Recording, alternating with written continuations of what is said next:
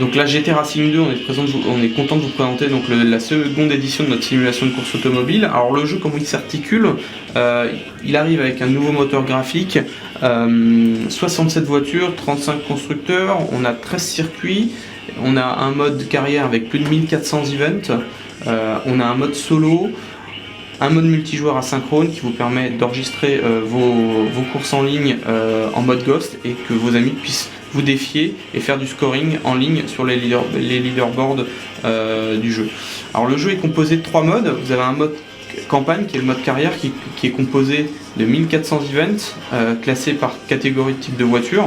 Qu'on débloque à chaque fois. Exactement, vous allez débloquer les voitures, vous allez avoir une voiture au début du jeu et ensuite vous allez pouvoir les débloquer. Vous avez les voitures sportives, les voitures compactes, les voitures sportives de série. Vous allez jusqu'aux voitures légendaires où vous allez pouvoir jouer notamment avec l'Alpine, la Renault Alpine.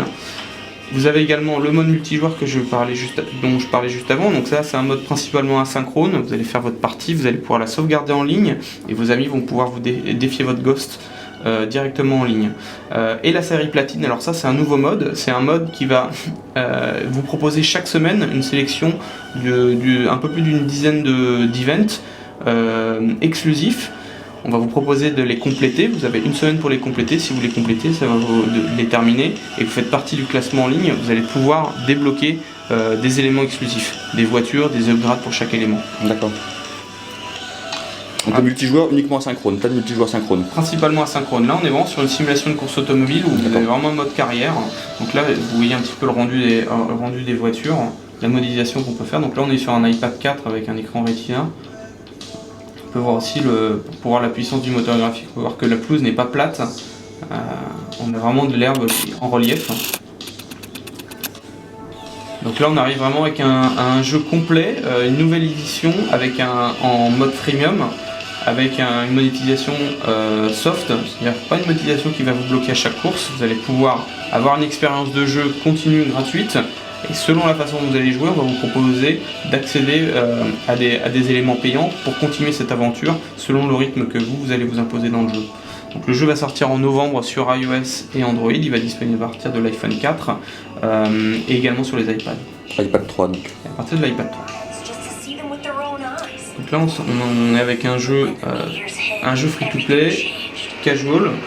Le pitch, c'est dans un univers complètement féerique, les royaumes se défendent grâce à une armada de dragons volants. Et il se passe une catastrophe sur Terre dans ton royaume et ton roi perd toute son armada et tous les dragons sont répartis dans le royaume. Toi, tu vas les chercher. Voilà, toi tu vas incarner un chasseur de dragons dans un vaisseau qui est un bateau volant. Et le but du jeu, c'est d'aller attraper le maximum de dragons qui peut exister. D'accord.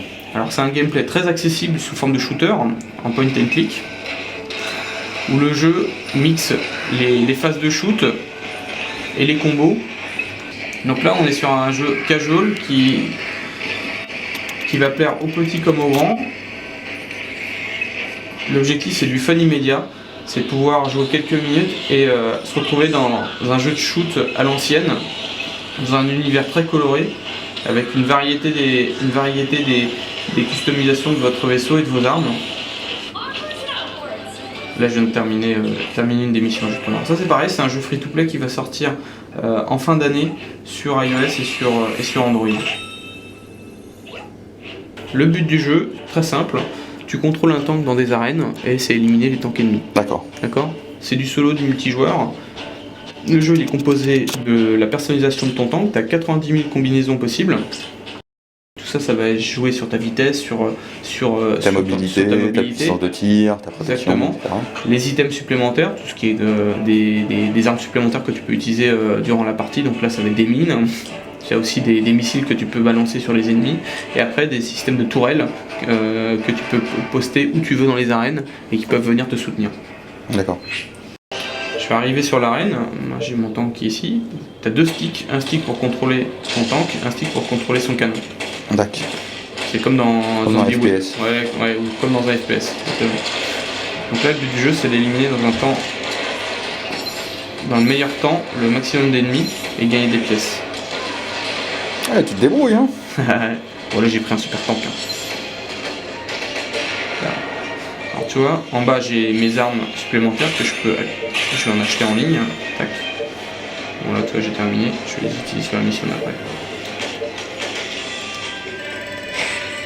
Ça va être des petites. Alors, tu as des missions qui sont très rapides comme ça, comme des missions qui sont beaucoup plus longues. Alors, ça, c'est le mode solo. Et t'as un mode multi, bien sûr. Et t'as un mode multi en ligne. Vraiment, alors, c'est la partie qui est très fun du jeu également. Pour jouer avec tes amis et puis te foutre un peu sur la gueule avec tes potes. Ce qui est toujours sympa. Sur un jeu comme ça, c'est génial. Alors, ça, c'est Tank Battle, c'est un jeu, une licence qu'on avait créée sur Xbox Live et PSN il y a quelques années. Qui avait rencontré un grand succès, qui était un jeu payant, et là on arrive avec une nouvelle édition de ce jeu là, la première fois sur plateforme mobile, et qui est en modèle freemium également. Okay.